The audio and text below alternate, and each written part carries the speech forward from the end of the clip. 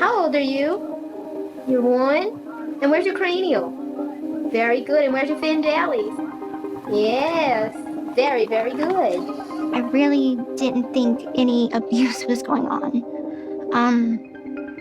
It's like when you're abused, but you've lived that way your whole life, you don't really know that you're being abused. You don't know any different. Looking at the open ocean now.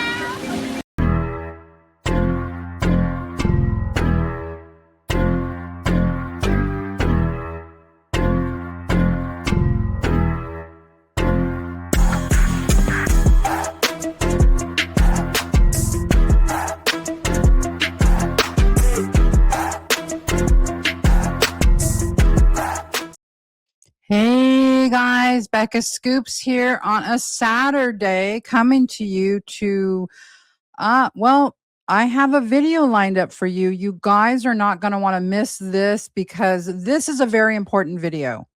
And I don't say that lightly. I was surprised to find out that Gypsy Rose Blanchard came out with this statement post podcast. She is very, very bothered that her little stunt with the Andrea Dunlop podcast, what's it called? Nobody Should Believe Me. Well, the title.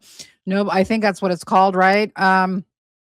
She was hoping that some of Andrea's bona fides in the Munchausen by proxy world would rub off on her. Meaning Gypsy was thinking, look, Andrea's talking to me and she is an expert in Munchausen and she knows a lot of experts in Munchausen that back her up.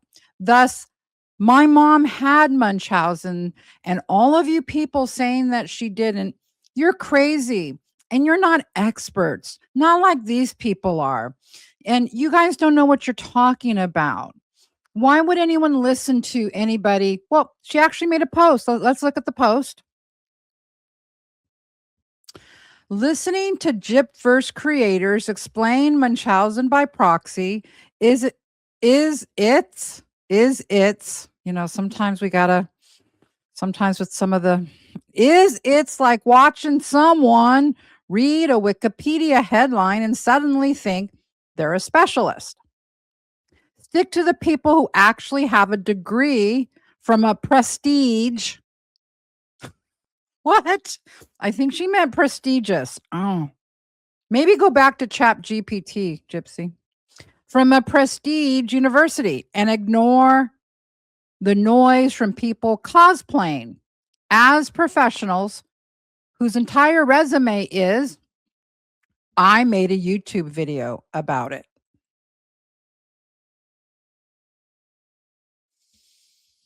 She's bothered because people didn't care that she went on that podcast and people started looking into Andrea Dunlop. And this caused me to go down a really big rabbit hole into this whole Munchausen thing. Now, I am not an expert in Munchausen.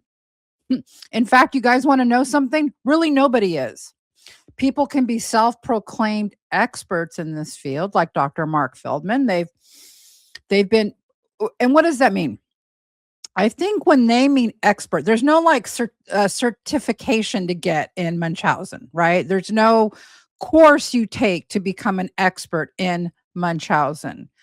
But let's say you are vetted for a legal process and the court deems you, the judge looks at your work and says, okay, I'll accept him as an expert in Munchausen. I guess that's how they get off calling themselves experts. But when you really do a good research on, are there experts in it? There really are not experts in this. So thus, Andrea Dunlop isn't even in the medical field, nor is she in the law enforcement field. I think her degree is in creative writing. It's a great degree to have, but it has nothing to do with Munchausen by proxy, even in a remote way, right?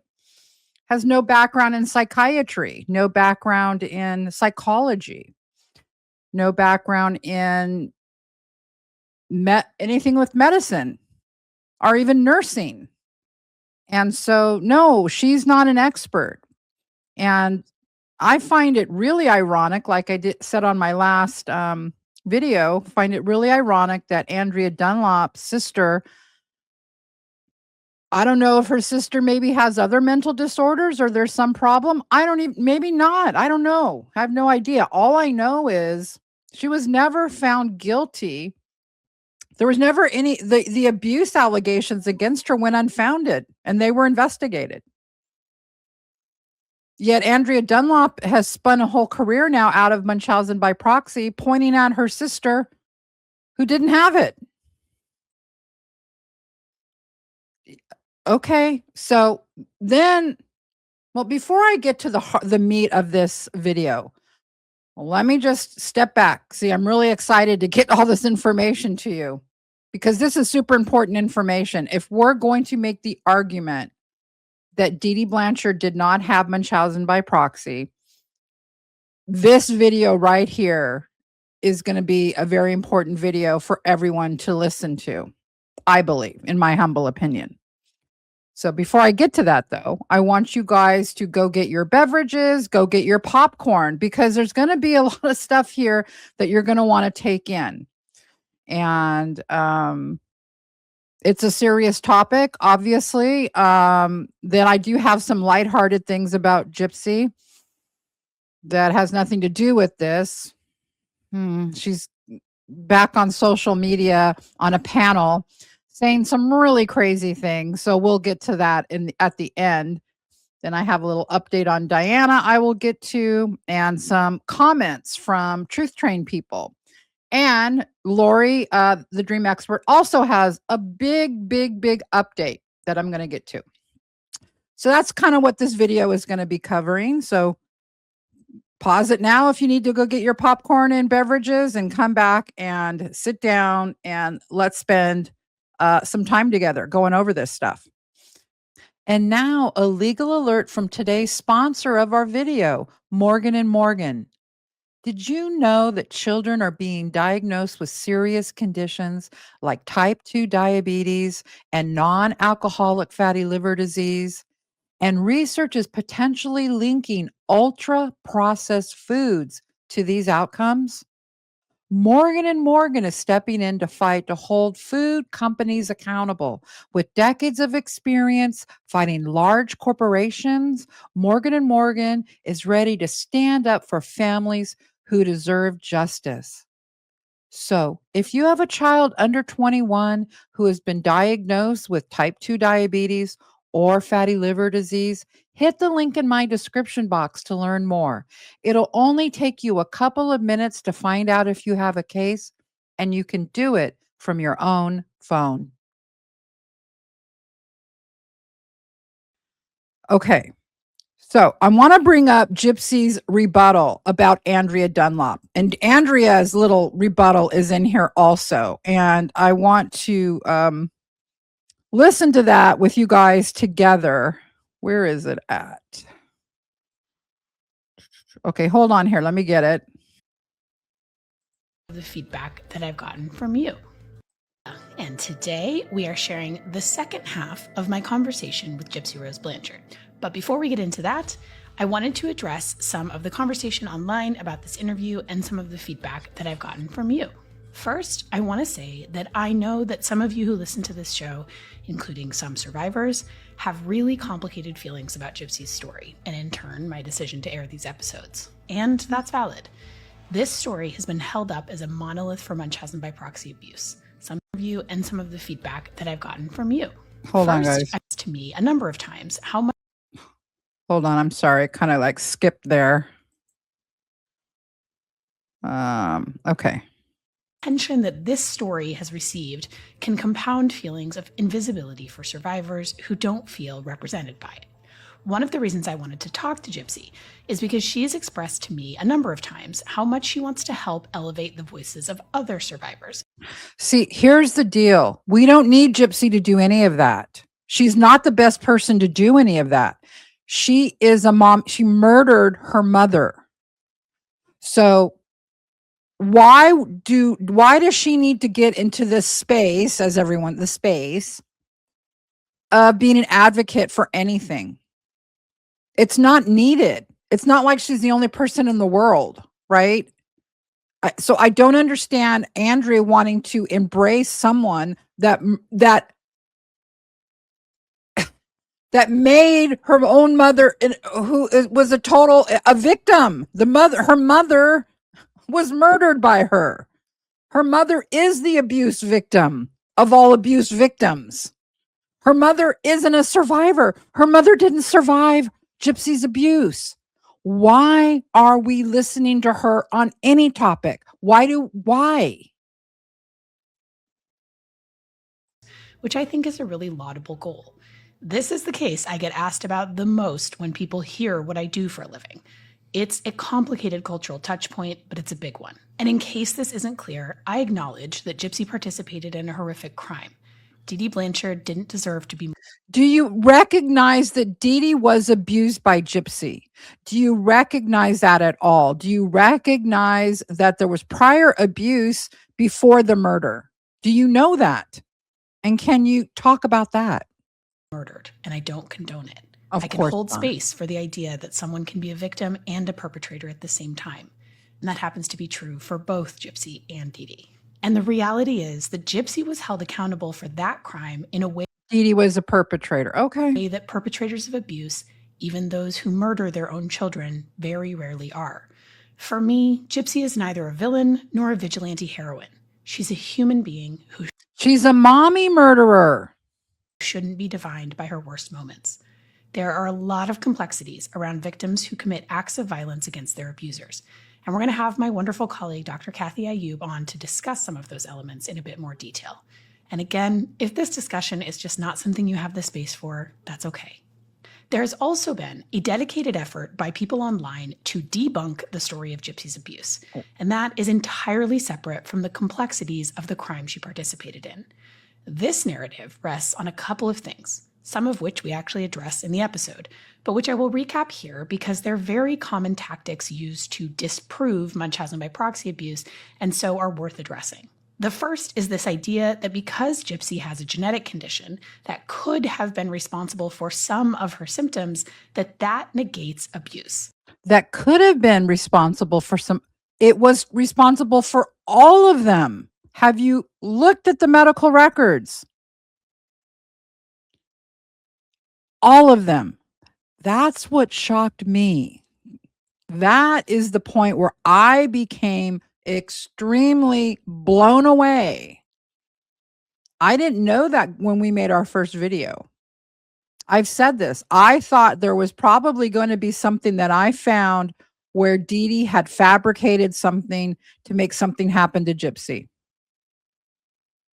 That was the really shocking thing for me, was I had to, when I went over everything, it was like, oh my God, all of these symptoms and the procedures were real. There were real symptoms from her very real microdeletion, and the procedures, the few that she had, were warranted and not done lightly, not done on the say of Dee Dee at all. And there's nowhere in the medical notes where Dee Dee is acting inappropriate with the doctors at all. This is a misunderstanding of Munchausen by proxy abuse. A child can have a medical issue that is exaggerated or made worse by a parent, or used as a justification for over-medicalizing them, isolating them, keeping them out of school, etc. That's all abuse. There's also the idea that Gypsy was actually the one fabricating symptoms rather than Dee Dee. And again, this shows a lack of knowledge about this abuse dynamic and misunderstands the agency that. Well, Gypsy is admitted to it. She admitted it. Even an older victim has in a case like this. This abuse is not confined to medical abuse. It's financial, emotional, and psychological as well. Well, that's the problem. And we're going to really get into this. There is a whole other side to this Munchausen argument that's so scary and frightening. It's going to blow you guys away. I spent the last 2 days researching this, and I am even more passionate than ever about this case now because of what these people that are pushing Munchausen all over the country are doing to parents. You guys are going to be just like, wow. The third big idea that comes up a lot is that Dee Dee Blanchard was never diagnosed with factitious disorder imposed Well, on she another or wasn't. held criminally accountable for her abuse. But anyone who's been listening to this show for a while knows that that's true in most cases. Yeah, and oh gosh, I'm so angry going into making this video after what I found out. And unfortunately, I know how dedicated the effort to disprove the existence of abuse. Here is where she's trying to say that anyone that isn't for what she's for, thinking that Munchausen by proxy is behind every rock and every crevice, and like 1 in 4 parents has it, or some ridiculous number, right? If you're not for that, and after you see the evidence I'm going to give you, you're not going to be for that. I'm pretty sure. How dare they say we're saying what they're doing is abusive to parents.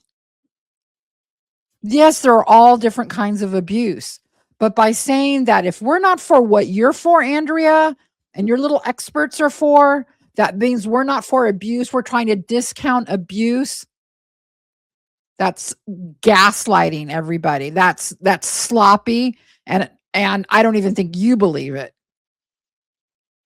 I don't know what you believe. I don't know if this is a grift on her part because her sister never had it. I don't know what the hell she's doing a multiple podcasts on Munchausen by proxy. I guess it's lucrative for her. I don't know. Abuse is in some corners. So these are all arguments that I've seen before. So again, more to come in our conversation with Dr. Ayub. I can't wait for that. This was a short clip from the second part of my podcast episode with Andrea Dunlop. So who is Andrea Dunlop? Yeah. Andrea is not only the host of the Nobody Should Believe Me podcast, but she is also an author, advocate, and one of the pillars who created MunchausenSupport.com. Well, that's concerning since she knows nothing about Munchausen. She holds no medical degree, no degree in psychiatry or psychology, has never been around any cases of any psychiatric patients, has no understanding of the tenets of psychology or how people are treated in a psychiatric hospital or what signs, what criteria. She has grounded her career in speaking with not only the top experts in the research of Munchausen by There aren't any top experts. They're self-proclaimed experts, as I'll get to. proxy, but also has come face to face with Munchausen by proxy experiences in her family. Oh man, her sister should sue her. Maybe in a lot of these cases, which I'm going to get to in a minute, there is maybe some kind of a psychiatric problem or some problem, but it's not this. It's not Munchausen by proxy. And then now wow. I mean, to throw your own sister under the bus, it's quite a feat. Andrea has made it her life's work to share the stories of survivors Her life's and work. advocate for future survivors to come forward and be brave She's doing a lot. These people are doing a lot of harm, as you'll see in a minute. enough to share their thoughts and their feelings lot in of harm. a safe space. Along with Andrea, these are the top leading experts in Munchausen by proxy awareness as well as research. Dr. Mark Feldman. Okay, let's talk about Dr. Mark Feldman for a minute. Dr. Mark Feldman came into this case not knowing anything about Gypsy Rose Blanchard. Here is the first that Dr. Mark, we know about him. Here's actually the notes on how Dr. Mark Feldman came into the case and his thoughts when he first heard about the case and started looking into it. As you'll see up there, that's June 19th. That's a couple of days after Gypsy. It's 2015, after Gypsy was arrested. These are notes from Megan Pack, a reporter from the Thought Catalog, who was reporting on this in real time. This is important to understand why Dr. Mark Feldman got this wrong. And I think if he has the opportunity, he might actually say he got it wrong now because of this. This morning, I conducted an interview with the international expert in factitious disorder, Munchausen, malingering, Dr. Mark Feldman. And then she says the author of the book. Dr. Feldman said he became aware of the story of Gypsy possibly being connected to Munchausen, but initially dismissed it, as Munchausen by proxy is not often connected to murder. He also mentioned that Gypsy's appearance convinced him that she was probably actually sick and or disabled. Two things here. Feldman knew, number one, there has never been a case of a Munchausen victim murdering the alleged perpetrator. Number one. Number two, he knew enough, and I'm not saying he's not an expert in this. I'm just saying there really isn't. An expert is a misnomer for these people. They may have done a lot of research into Munchausen, but there's no so-called certification as a Munchausen expert. That's not a thing. The second thing he knew, and what he comments here on, this is a couple days after, is he thought she was probably really sick. Now, why is that important? Because he knew enough from his research into Munchausen that, number one, murder doesn't happen in these cases, not by the alleged victim murdering the alleged perpetrator. Never happened. Never happened. This would be the first time. This would be an extraordinary case. This would be going outside what we know about criminology and crimes, that they always fit a pattern. Sure, there's a first time for every crime, but really, like serial killers go back to, Jack the Ripper, right? Even before then. Really, there isn't any new crime happening. There's a pattern. And so that's why he knew, I don't think this is it. And then he said the second thing that made him shake his head, like, I don't think this is going to be Munchausen, is that he thought she was probably sick. And she was. But he didn't know that. He didn't know that. It goes on to say, when I reached out to them, he looked at the case and has now been able to add his expertise to the situation. Dr. Feldman believes that Dee Dee Blanchard most likely had both Munchausen and malingering by proxy. I don't even know if that's a thing, because there's a problem with that, which is the criteria for Munchausen says that it can't be Munchausen if you're doing something for external rewards, which usually comes under malingering. We can get into more on that later. In the past, these two were not often diagnosed together. Exactly. And the distinction between them is whether the gain is for money or attention sympathy, right? However, a subject's desire for these things can wax and wane, resulting in both disorders at once, in his opinion. But that's not the opinion of the DSM-5, which is the Bible on psychiatric disorders. So I'm going to go with the DSM-5. If somebody would have told Mark Feldman that Gypsy had a microdeletion on June 19th, 2015, guess what Dr. Mark Feldman probably would have said? It's not a case of Munchausen. So there's your expert. What else? Beatrice Yorker. I've gone over Beatrice Yorker. I'm not going to go over it here again. I did a video. I went through her. She knows nothing about this case too. Nothing. And Dr. Catherine Ayub. I can't wait to hear what she has to say about it. These are the top leading experts in the space of Munchausen by proxy research. And nowhere do I see any of the content creators who produce Gypverse content on this list. So why is everyone so hell-bent on believing content creators with a biased opinion? Let's get down to the real nitty-gritty of it. So, did not come into this case with a biased opinion, and even though I have come to believe that Gypsy is a psychopath and a malignant narcissist, and yeah, at times I snark on her, I stay. When I'm talking about the Munchausen part of this case, when I'm talking about anything to do with the crime, I remain unbiased. I am not swayed. I do not follow what everybody else tends to think. I have always stuck to certain tenets about this.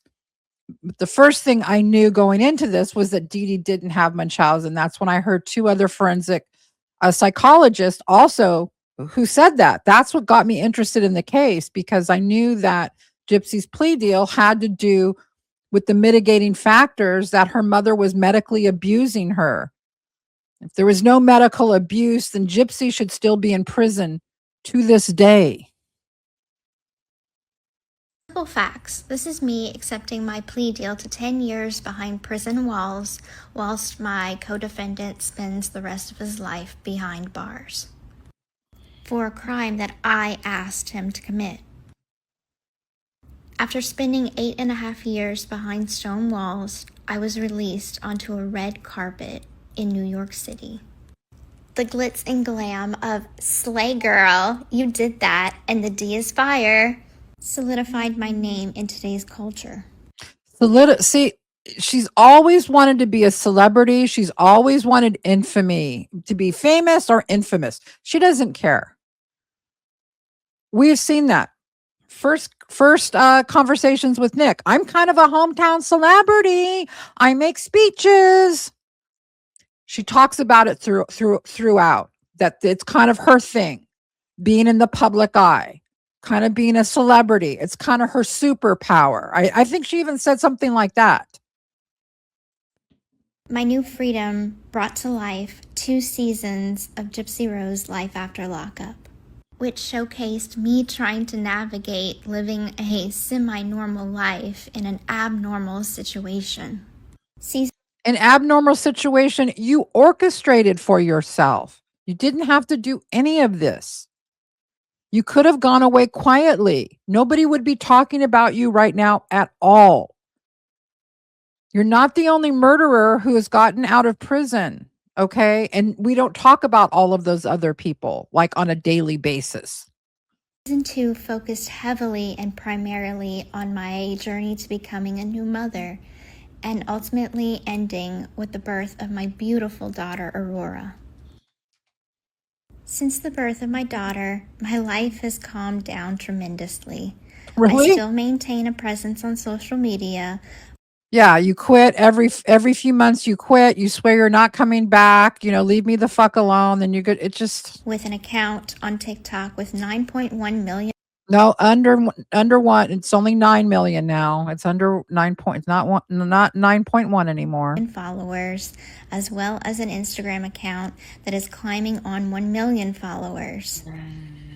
Unfortunately, I hear she's very into finding out what the numbers are.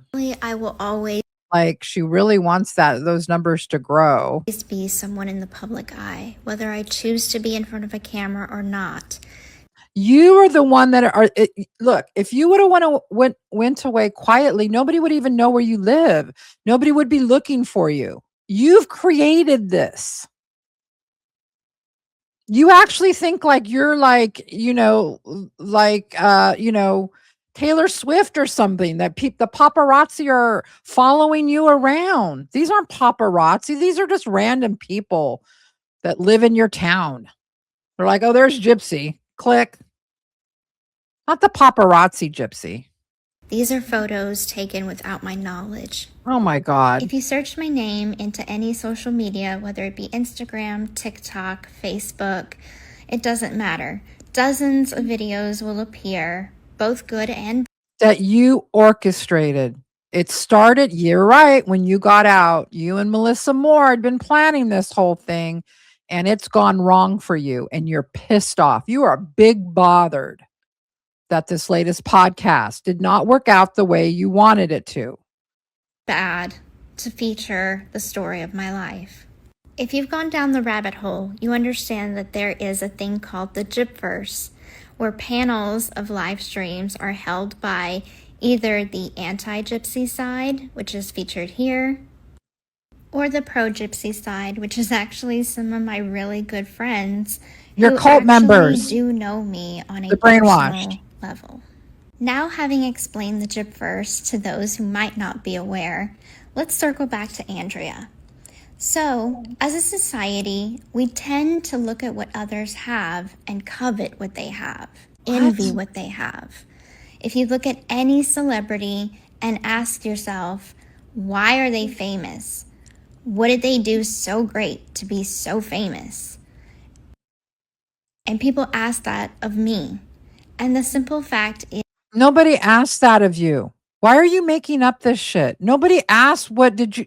No, you murdered your mother. We know why you're infamous. It's not like a mystery. It's not... Are you saying like people are like emailing you, Gypsy, why are you famous? How did you become famous, Gypsy? Stop it. Stop with this ridiculous gaslighting. I am infamous, not famous. I am not a musician. I am not an actress. I have not done anything with We know this. Why are you saying this? any sort of talent. I am simply known for my story as Because you keep pushing it. You won't go away. a survivor. As well, You're not a survivor. You're not. You're a perpetrator. You're a psychopath. You're a mommy murderer. Go away. You're never going to be seen as a survivor because you aren't one. It's very triggering, I'm sure, to real survivors that you call yourself a survivor. as a perpetrator of a crime. This is a fact. No, and it's this not. fact does not sit well Go try to change your Wikipedia page again. Why don't you? or easily with most. It is not comfortable to feel conflicting emotions and opinions based on morality.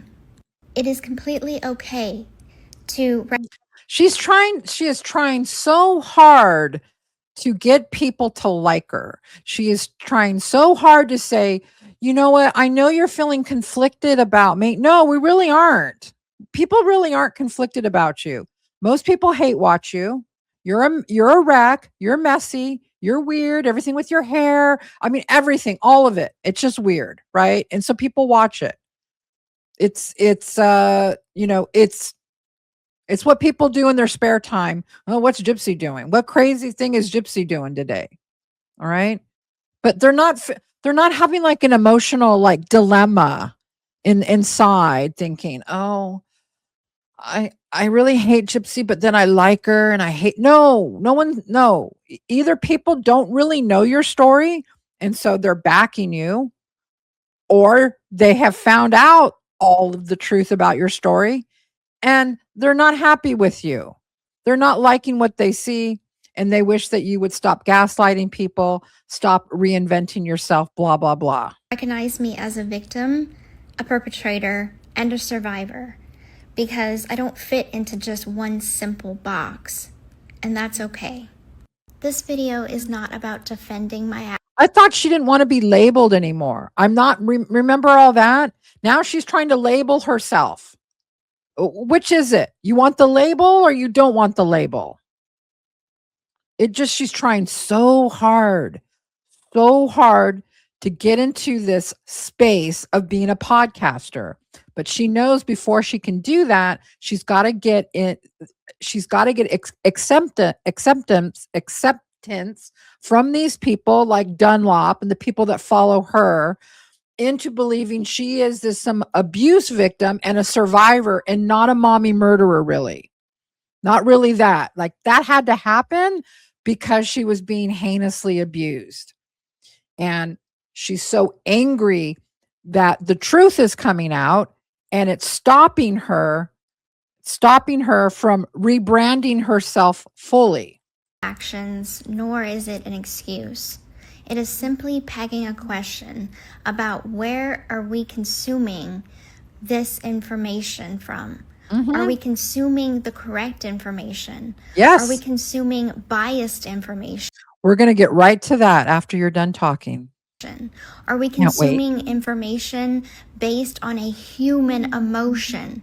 Or are we listening to experts who don't have a stake in the game?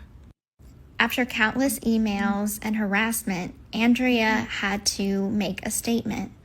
And she stands firm with survivors. And still, after videos, after Andrea is extremely biased and doesn't know that she doesn't know. Okay? She thinks that she is on the side of right when it comes to this Munchausen thing. Now let's address that. On the other side of Munchausen by proxy is a whole other narrative of families that have been victimized by zealous physicians, zealous law enforcement people, and CPS workers who see Munchausen by proxy under every rock, in every crib, in every home. And there are actual experts on the other side of this. One is named Maxine Eichner. Maxine Eichner wrote a whole, I think she wrote a whole book, but wrote a very good article in the New York Times about how this Munchausen thing has become extremely problematic. Okay. She is a law professor at North Carolina at Chapel Hill, and she is an expert in families and this Munchausen phenomenon also. Okay. I'm not going to say expert. She knows a hell of a lot about it, has done a lot of research into it, and has found it's very dangerous what's going on with a lot of these so-called Munchausen cases that people are labeling Munchausen. Dee Dee Blanchard did not and does not fit the criteria for Munchausen by proxy. And when I went down this rabbit hole, I believe now that Dee Dee probably suffered from PTSD. Did Dee Dee suffer from PTSD? As I said, these experts are no experts, the ones that Gypsy quotes. They are educated people. They probably have testified about Munchausen in court, and therefore they call themselves experts. But as we go down this rabbit hole, you're going to see and become convinced, as I am, I believe, that this is a very troubling and problematic diagnosis, and that it is ripping families apart, and people are taking advantage of this. So it says often the doctors making these accusations are child abuse pediatricians.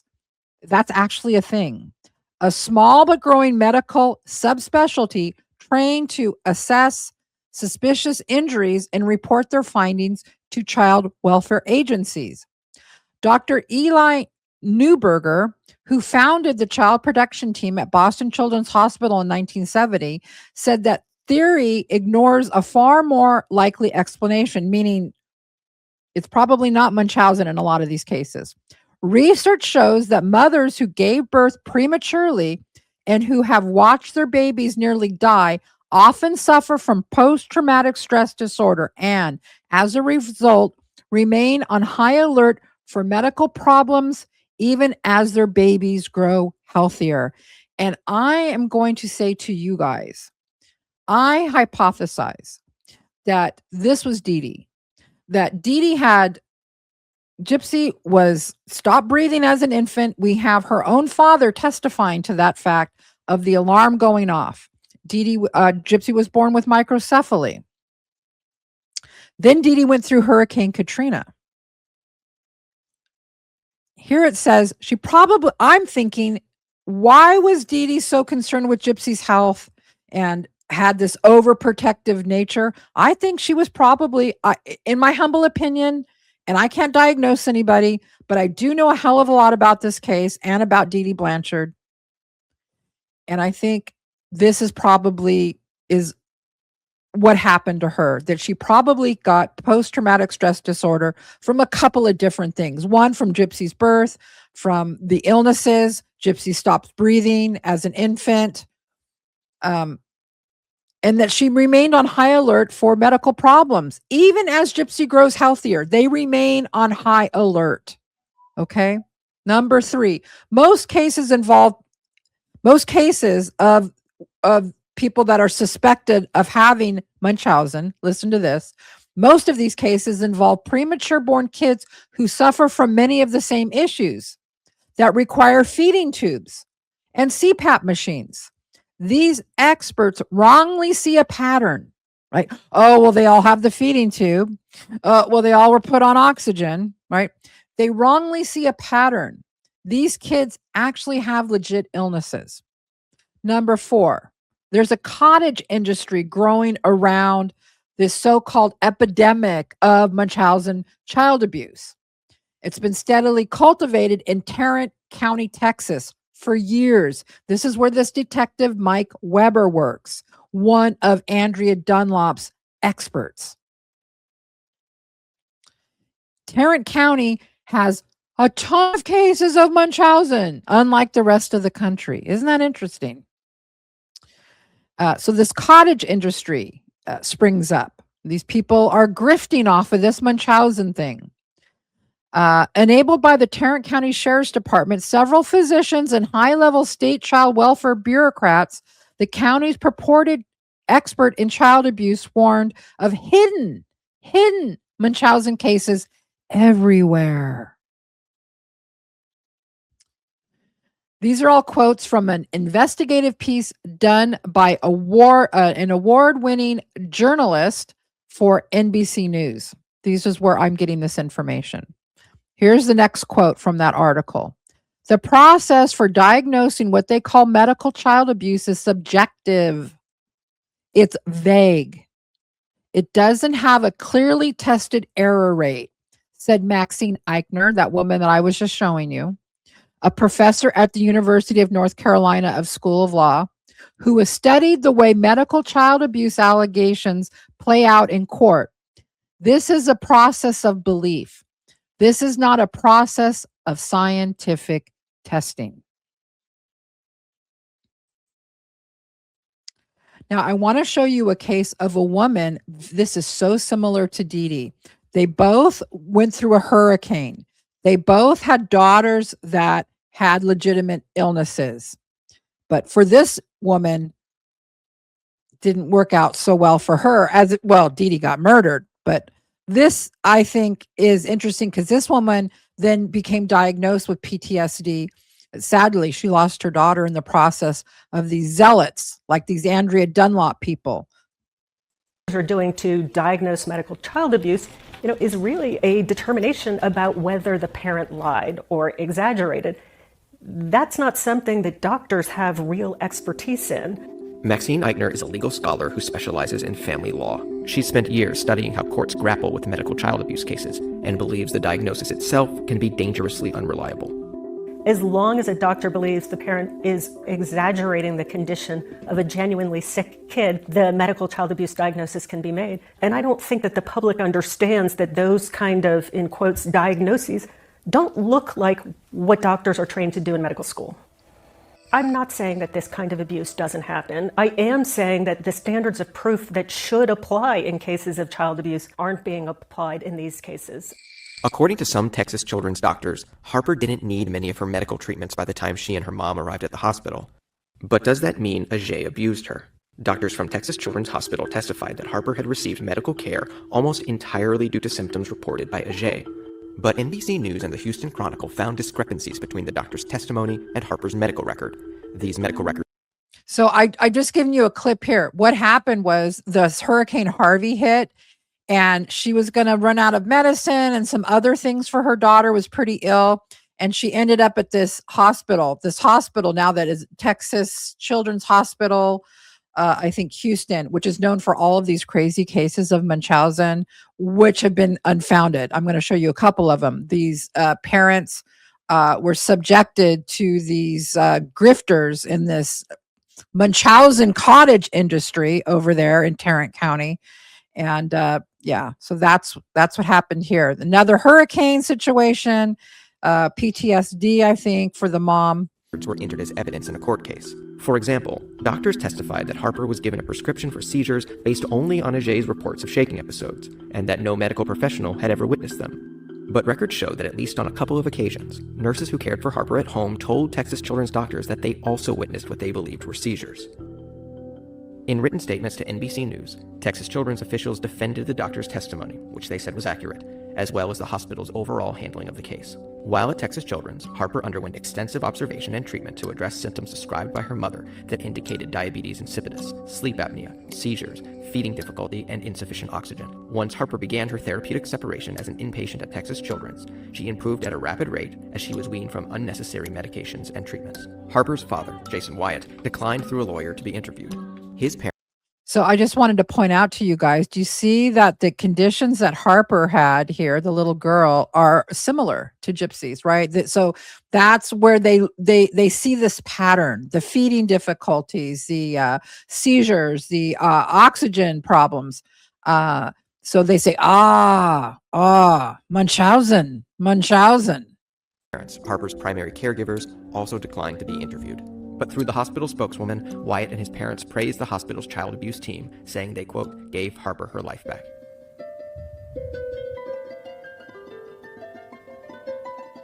Wise friend and my counselor said that I shouldn't hold back on the traditions that I have, even though Harper wasn't fully back home with me just yet. So I went out.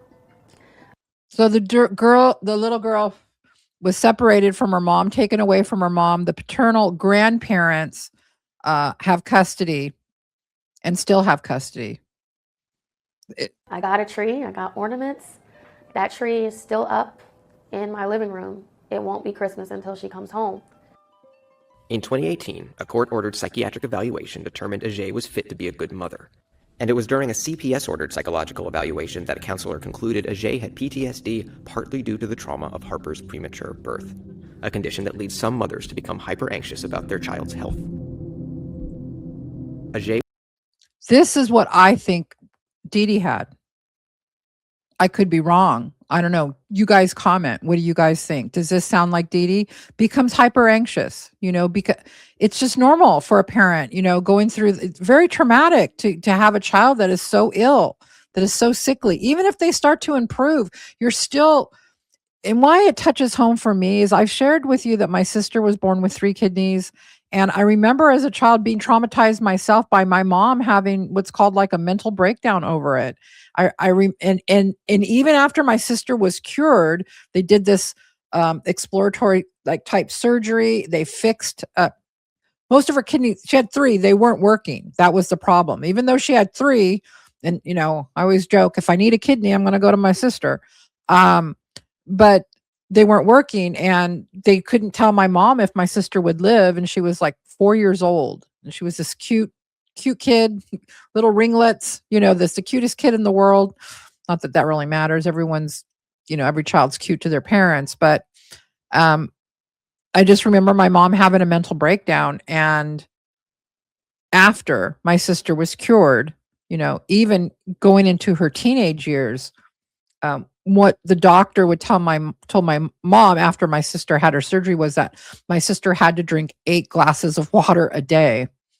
And it became like kind of a running joke at the expense of my mom in our household, because even when my sister was like, 15, 16 years old, Margaret, drink your water. Did you drink your water, Margaret? And we would like joke with, Margaret, you got to go drink your water.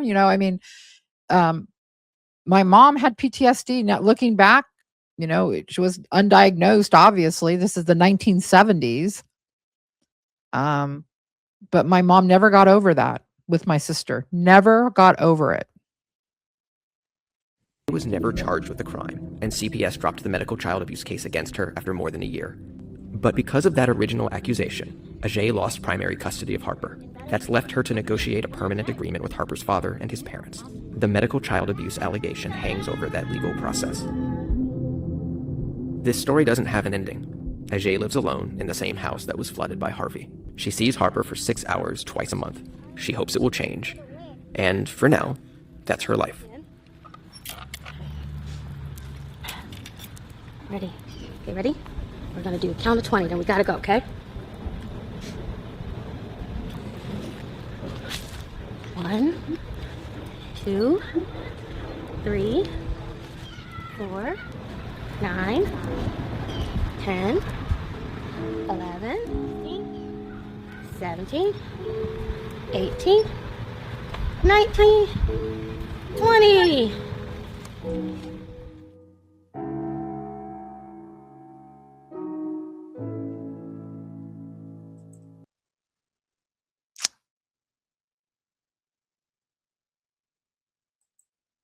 This is the other side of this Andrea Dunlop and her cohorts who are out there pushing Munchausen. They say actually that there's way more Munchausen cases than we know.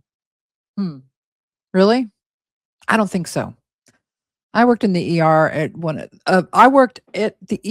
the largest hospitals in the United States. I did not come across one case of Munchausen. Okay.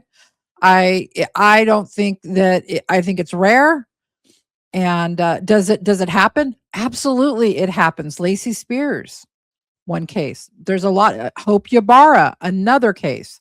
There's a few cases that are just infamous, horrible cases of Munchausen by proxy.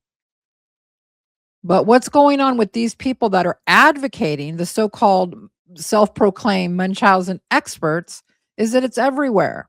And then this Detective Mike Weber in Tarrant County Sheriff's Department were running around.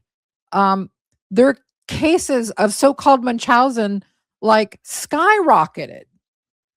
And it had to do with this one hospital. And that's the hospital that sadly little Harper ended up at. This is not the only case. There is other cases. Jessica Yasser, I talked about that in my last video. I wanted to share with you another case.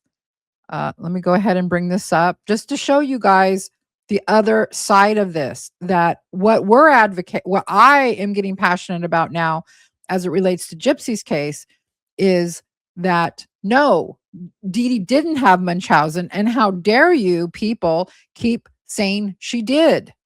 These are the same people, again, that see Munchausen around every corner and every playground and every crib. All right, here's another case. This is also Texas.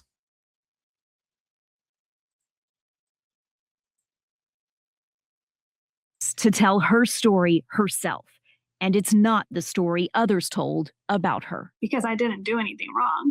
In 2023, the Tarrant County Sheriff's Office laid out its story in a 24-page affidavit, accusing Gasser of medically abusing her 3-year-old daughter by doctor shopping across the country, exposing the... So you see there, Texas Children's Medical Center, Houston, Texas. That is where little Harper ended up. That is where they have these so-called experts in Munchausen. Girl to unnecessary procedures and gaining 24,000 TikTok followers by posting about the child's health. They say she Googled not only is lying to a doctor about a child illegal, but also how do you fix Munchausen by proxy? That's the medical term for a caretaker lying about an illness. Did you search those things? Yes, I did. Why wouldn't I want to know more about what I'm being accused of? Gasser and her husband lost custody of their daughter for 8 months, but the Department of Family and Protective Services dismissed its case in 2024, and in June 2025, a Tarrant County grand jury no-billed her.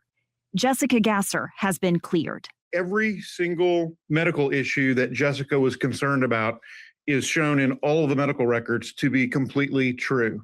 And the thing is, CPS knew this, and law enforcement knew this. Gasser's attorney says he obtained texts and emails between investigators, and he says they mishandled this case. They think they are such heroes. They are bragging to each other, essentially saying, because we saved this child from the mom, and that's how we're going to present it. We asked for responses to those allegations. The Tarrant County Sheriff's Office told us, quote, "We respect the grand jury's decision. We have no further comment." And the Department of Family and Protective Services said, quote, "CPS cases are confidential." As hard as it was for me, I can't imagine how hard it was for Ellie. Jessica says this family photo is the real story. Ellie back with mom and dad, still facing medical issues, turning 5 in 2 weeks. If no one was helping your child, what would you do? You would go to somebody else who would. And that is all I did.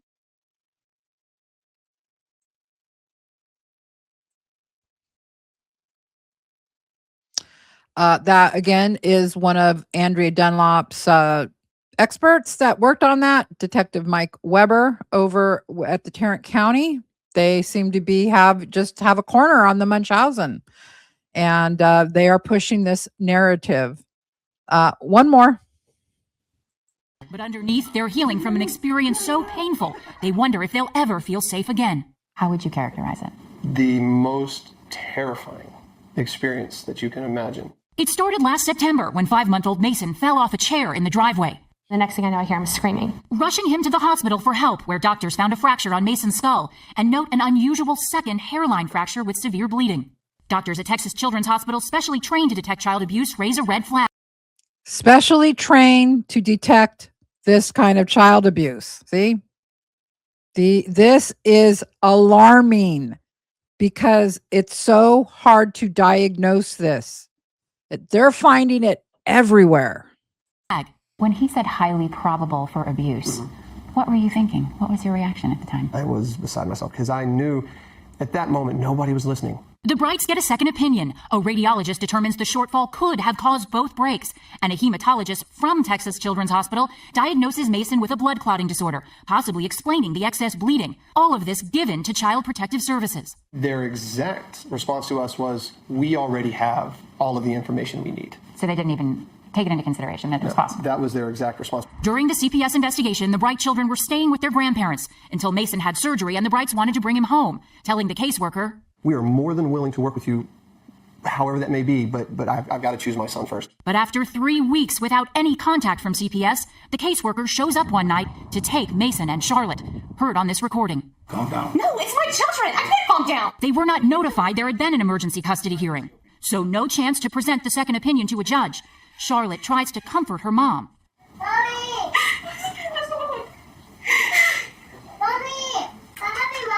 I'm happy. Forced to send the kids to foster care. When their aunt was allowed to get them 3 days later, Charlotte had a cut beneath her eye. Mason's crying hoarse. How egregious was not telling the family about that emergency hearing, not giving a family a chance to defend themselves? Huge. That the case would have been dismissed the next day. When Judge Mike Schneider finally heard the case, he was so outraged he ordered the state to pay the families $127,000 in legal bills. By the time we got to court, the kids had been injured, but not by their parents, by the state. He also blames a system that with the best of intentions can be too quick to follow the judgment of a child abuse pediatrician. CPS seems to be often willing to, once they hear something that meets a certain threshold in their mind, to say, that's it. A statement from Texas Children's Hospital says the 2 fractures warranted an investigation, but added a referral to CPS is not absolute confirmation of abuse, nor a determination of guilt or innocence. A spokesperson for CPS issued a statement saying that after the Bright case, they didn't feel any policy change was needed. They simply needed to follow the rules that were already on the books. That spokesperson also confirmed that the caseworker and supervisor that handled the Bright case are still on the job here. The CPS workers completed court-ordered training, but the Brights want more change. As horrific as our case was, we're actually really lucky and very fortunate to have gotten them home. A lot of families don't. Mason has made a full recovery, but the Brights live in fear of every innocent scrape or bump on the playground. We're still not whole, and it's hard to say that it's over. Katie, it's a troubling story. So often we hear the opposite, where CPS is under fire for not acting quickly enough. Exactly, Lester. And our investigation determined that sometimes that pendulum can swing too far the other way, resulting in parents being falsely accused. So if people want to hear more about this heartbreaking story and others like it, we do have more information on NBCnews.com. So NBC News did this huge investigation, and that is what I was quoting from on originally when I was showing you those quotes. They found that this is the other side of it. And so when Gypsy wants to say that, leaning on these experts, that they say her mom had it, no, No, not buying it. No, there's no facts to support that. If you look at the medical records, just like with these cases, it's crazy. It really is. And so you can be big bothered, Gypsy, but I'm sorry, there are other experts, like Maxine Eichner and these other families that had to live through this. This is not just a given. And it's concerning. It's concerning. So no, we're not going to, just because you cozy up to Andrea Dunlop, who is an expert in nothing, who is pushing this Munchausen through her podcast. It's a very rare thing. And yes, it does happen. But no, we're not taking her word for it. We're not taking Dr. Feldman's word for it. And I am going to reach out to Dr. Mark Feldman, and I hope he will go on the record now and say that he did not have all the information. He has admitted he has never spoken to Gypsy or her family. So that's their experts. I'll be right back, guys. All right, guys, we're going to switch gears here and do some Gypsy up-to-date stuff. She was on a panel yesterday, I believe, talking about Brie and Disney. And let's take a listen to that. Not here to defend herself. I think that just let it be. Like, people just need to let it be. Leave her alone. She's got things that she's dealing with. And, you know, I understand that, like, I have not really been vocal, you know, while all this has been going on. But so Gypsy's trying to say, you know what? I know I haven't really supported Brie publicly, but yeah, I support her. As you know, I've been behind the scenes supporting her and being a friend to her. I've learned from past experiences that you don't always have to shout from the rooftops. Yes, you know. Yeah, you kind of do. You kind of do. When Brie became a public figure, thanks to you, she chose to do it, but she rode hard for you for 2 years. And so publicly, you should come out and support her. That's what you should do. This is my friend and blah, blah, blah. Like, I am her friend. I love my friend. We all love our friend. And I'm proud of you for, you know, taking up for her.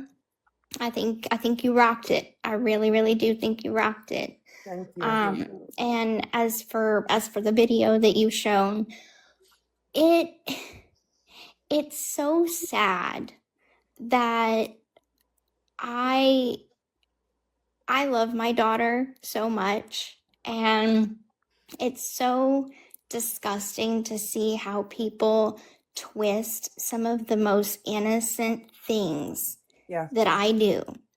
And to compare, you know, a picture of me when I was 22 to a printout cartoon of my daughter on her wagon for us taking her to her first Mardi Gras celebration is disgusting and stupid. Because I don't understand. Gypsy, when you seek celebrity, when you put yourself out there publicly, people are going to talk about you in all kinds of ways. It's just part of it. It's just part of it. You can't clap back at everything. You just can't. You have to accept it. You have to, you know, get a little tough. But because you're a malignant narcissist, you have to clap back. You have to talk about every little incident that you don't like. If people think that I am going to sort of take away Aurora's childhood just because, yes, I experienced a forced childhood. What is a forced childhood? A forced childhood. Now, most people would say, I didn't have a childhood. There's some people that had to grow up really fast. They were in abusive situations.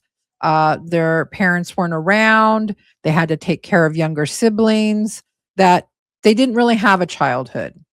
What is a forced childhood? Can I sign up somewhere for that? I would love to have a forced childhood, right? I don't what is that? On me, with Disney princesses and kid. Yeah. Because I don't understand if people think that I am going to sort of take away Aurora's childhood just because, yes, I experienced a forced childhood on me, with Disney princesses and stuff like that. Mm-hmm. Do they think that I'm honestly going to tell Aurora when she's 5 years older? Sheena's like, where is she going with? What is she saying? I'm going to have to back her up. Sheena's like, I'm going to have to back this up. But yeah, she talking crazy. Whatever. No, honey, you can't like Disney princesses because mommy had been through some traumatic shit. What? Okay. Okay.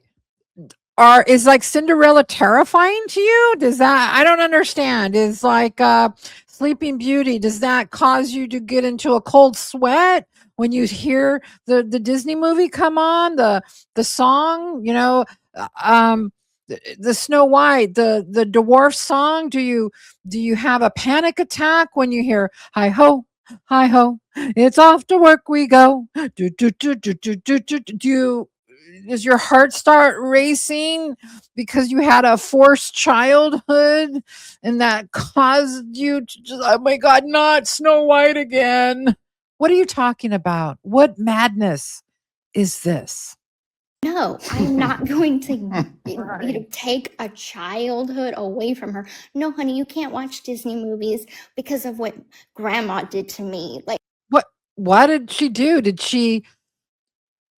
she chain you somewhere and force you, like, your eyes open to watch Cinderella 99 times in a row? I'm confused.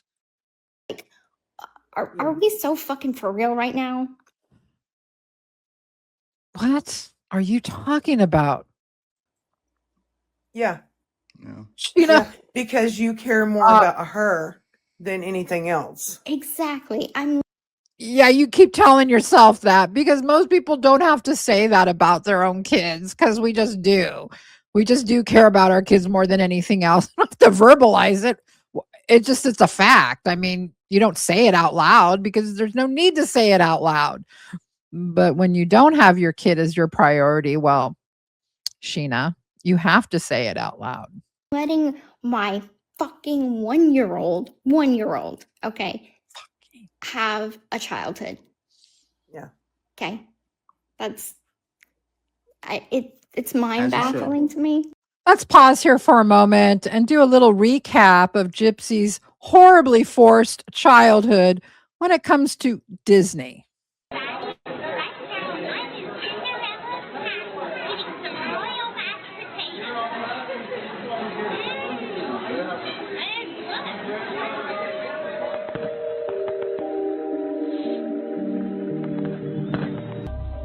I liked the Disney movie Tangled. Oh, you liked it? Wasn't it forced on you? It's about Rapunzel. Uh-huh. She's a princess of this kingdom, and sounds terrifying. She's kidnapped by Mother Gothel from her real family.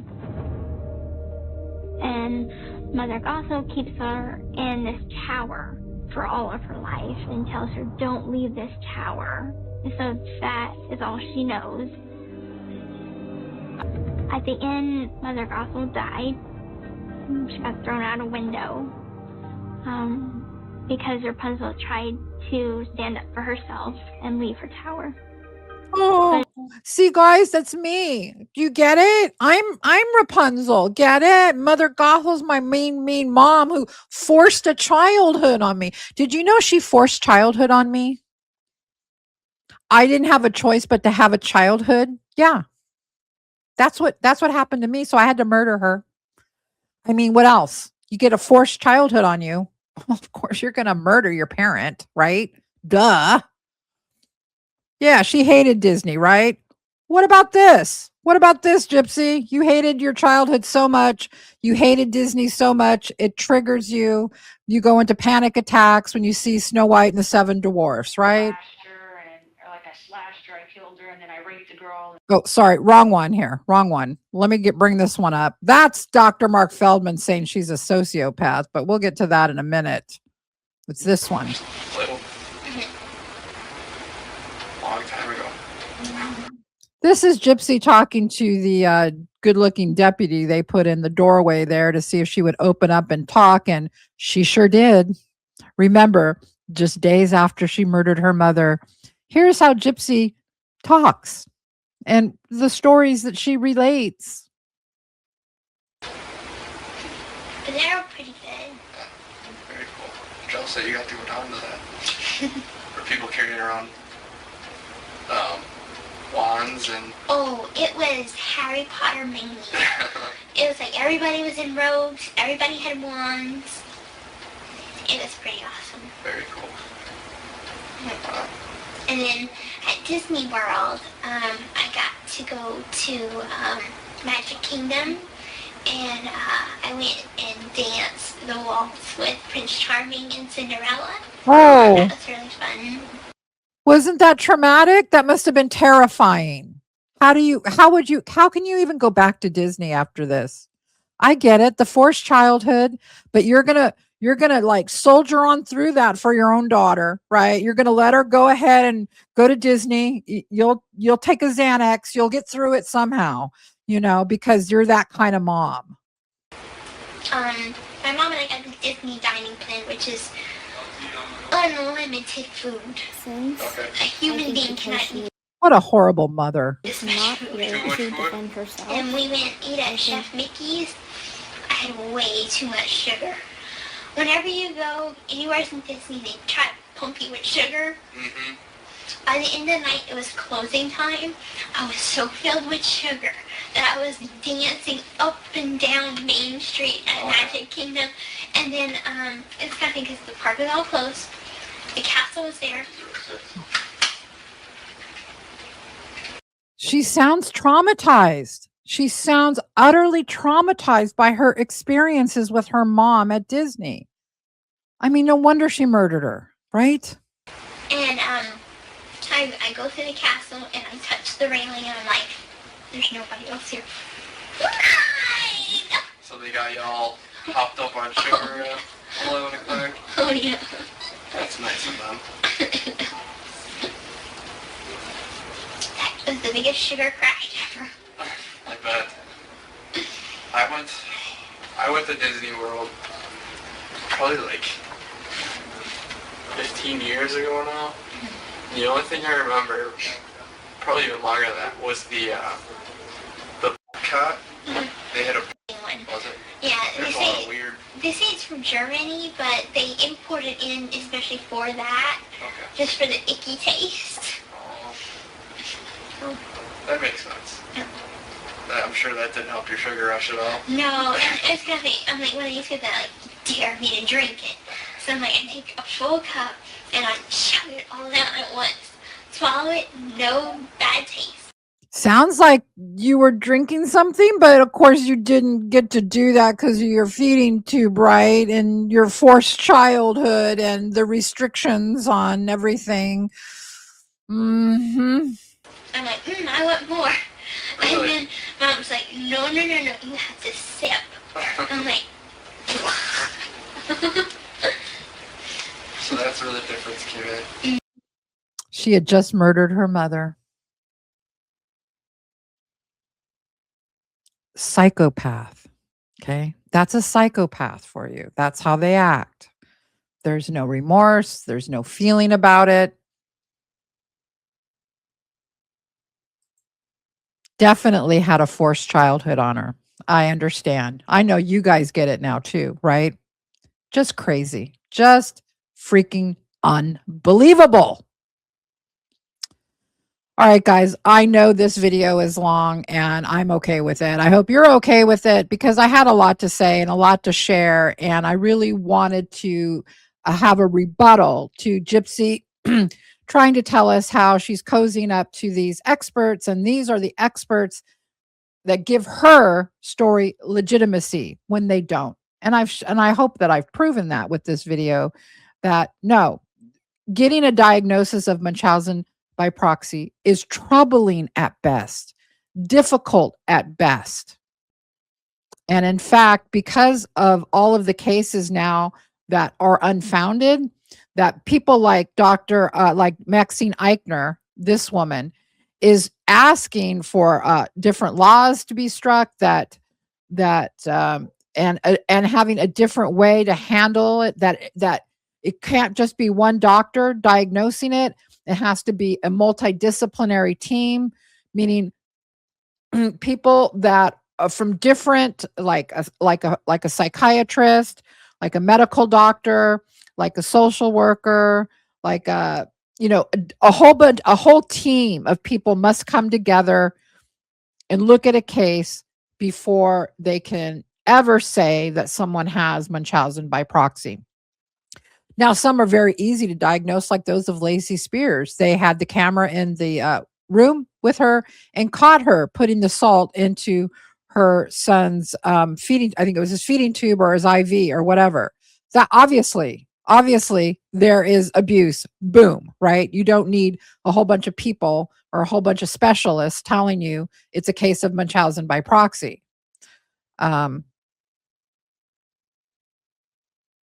But when the cases are like the ones that I just showed you, when they're so vague and the children actually have underlying issues like Gypsy has, you better get a whole team. You better be right about that before you take someone's kids away, or you better be right before you damage a woman's legacy like Dee Dee Blanchard, who was murdered by her psychopathic daughter, who had a forced childhood on her. Okay, I want to get to a few other things now before I go. Mitch and I will be going live on Tuesday. We're going to expand on this some more, and then some other things we have lined up for you. You're not going to want to miss that. We'll also be having some fun on that live, so don't miss it. We've got some new things we want to do, and I hope you guys can make it. Time to be announced, so just be looking for that. It will be Tuesday, though, okay? Lori, the Dream Expert, had a big announcement that she made yesterday, I believe. Here is Lori's, the Dream Expert. Look at her little truth train thing. You see a Hollywood sign in the background, and then you see Big Ben. That's a little, there's a little Easter eggs there. Little Easter eggs about what's going on. She writes, "Hi friends, I know I've been quiet and haven't posted for a while, so I wanted to update you. Shepherding this docuseries forward has been more work than I anticipated. I didn't plan to become this involved, but here we are. Things have taken an interesting and unexpected turn, so Becca and I have had some very long phone calls. I can't speak for Becca, but I've had some sleepless nights. Me too. There's some things that have happened over the last few days, very good, promising things, but we had to make some big decisions. And sleepless nights for sure. But we're working for the truth train. What you need to understand is we're working for the truth train and for no one else. Lori goes on, I can't speak for Becca, but I've had some sleepless nights. Anyways, this unexpected turn of events has also turned out to be very positive. We are feeling more hopeful than ever. And please know, as we strategize through this, we're both constantly thinking about all of you, as well as the content creators who continue to talk about the truth, the evidence, and accountability. Please keep talking. It helps move this forward. I just ditto that, reinforce that 100%. All that to say, the truth train is getting closer to its destination. Patience is not my virtue, mine either. But I sure as hell have been learning to practice it lately. Again, nothing is guaranteed. It's always possible this may never happen, but wow, something big could indeed actually happen. Thank you for your continued support and mojo. It keeps this going. And I promise to keep you updated on the good, the bad, and the ugly as best I can. I just second everything she says there. We constantly have all of you in mind in our discussions, meaning all of you who are on the truth train. We are working for you. I give you my guarantee that we are working for you. And when we make any decision in our strategies of what's going on behind the scenes, that's foremost on our mind. What would the truth train want? What is best for the truth train supporters? I can tell you behind the scenes, I have done over 10 hours of interviews with what we call contributors to this docuseries. I wish I could show them to you, but that would be defeating the purpose, right? Then there wouldn't be a docuseries. So just because you don't see me interviewing certain people, you have to know that I'm doing it behind the scenes, and there's a lot of work that's going on behind the scenes. And I want to say thank you for everyone who has become a member to my channel, because that is what you are supporting. You are supporting that work behind the scenes. And we are close to our destination. Things are going to happen this week. We'll probably have another update for you by the end of the week. And this is going to be a big week. So if you are a praying person, please say some prayers, because we're going to need it over the next few days. Very, very big things will be happening over the next few days. And I'm sorry it's always so vague. I really apologize for that. It's hard for me to keep my mouth shut, but I have to.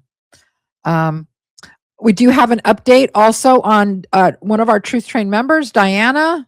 Let me get that real quick. Dear Becca, as agreed with the ICU, this is from the medical staff. As agreed with the ICU and Diana, we are sending you an update. Today, Diana set up for the first time. This was yesterday. Very briefly, next to her bed. Understandably, this took a lot of energy. Furthermore, she sleeps a lot. We also see a lot of restlessness and confusion in Diana. I just want to say, ICU psychosis is a real thing. What's that? ICU psychosis is where people have been in the ICU for a long time, and especially if they've been put in an induced coma like that, they can become like a little psychotic, and it's just part of it. And so you guys don't be too worried about that. To me, this is just part of her getting better. The letter goes on. This can be explained by the severe sepsis and extremely high fever, and the decision then to put her in induced sleep. Despite everything, we are cautiously optimistic about Diana's progress. We hope we have provided you with sufficient information. Greetings, MCU Medical Team, Amsterdam. So she's out of the ICU. She's in what we call the step-down unit, which is good. That means she no longer is required that intensive care treatment. And so your prayers have been working, or if you're not praying, I know you guys are sending out good mojo or good karma out into the universe, and it's working. So keep it up as it goes to the truth train and as it goes for Diana. I do have some comments also. Hold on. I want to go over a few comments. Hold on. Okay, guys, these were comments on my last video at Tawny6569, and this is about the podcast and Andrea. She did not, in fact, do her time. Talking about Gypsy. Nick is doing her time. 8.5 years is not sufficient sentence for murder. Totally agree. That got a ton of likes. At Sweetlight77, who is a Truth Train member, wrote, Andrea is being canceled for associating with Gypsy, as she should be. That got a ton of likes too. At Allie's mom, 4723, wrote, her mom's dead. Nick's mom is dead. Nick is in prison for the rest of his life, but she got her happy ending. Nick's mom was right.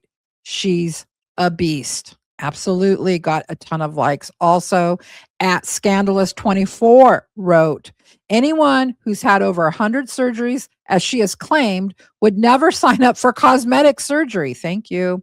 It is quite ironic that her nose is growing back. She needs to stop lying. It is weird because it does look like her nose is growing back sometimes. I've seen pictures of people saying that maybe that can even like happen. I don't know that it can, but it's weird, right? It's a weird little phenomenon going on.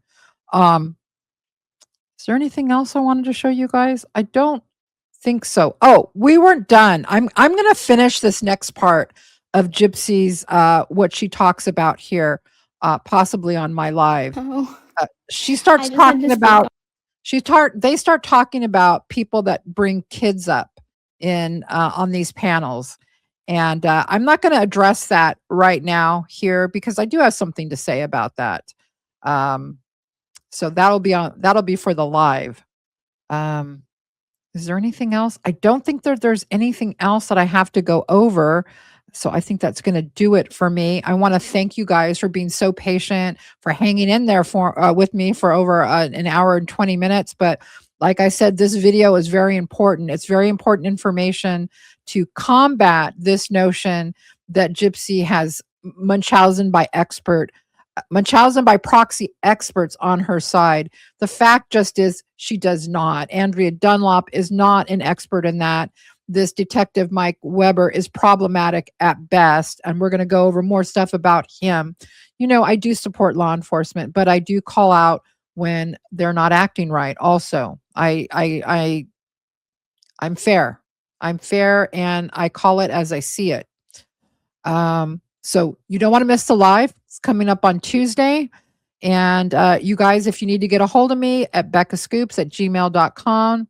If you like this content and you're not subscribed to my channel, consider subscribing. It would mean a lot to me and Mitch and all of us over here at the Becca Scoops channel.